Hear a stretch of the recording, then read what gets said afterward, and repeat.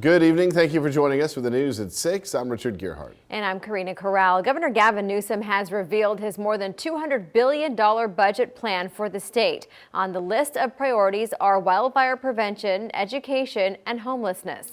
KSBY's Megan Healy joins us in San Luis Obispo with what local agencies are hoping that they'll get out of this spending. Megan? Well, Richard and Karina, Newsom's proposal has nearly $22 billion in surplus, the biggest surplus in almost 20 years. Now we can see that money go into local homeless services, schools, and fire departments.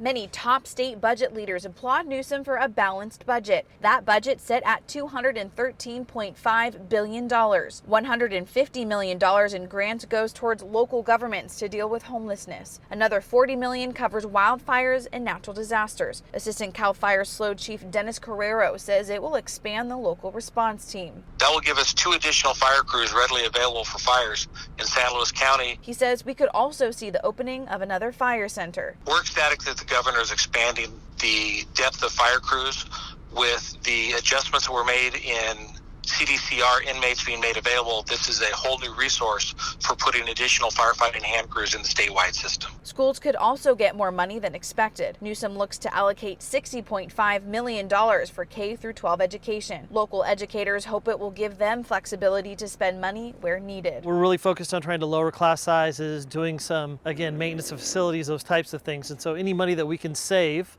when it comes to things like retirement, personnel costs in those rooms will definitely help us.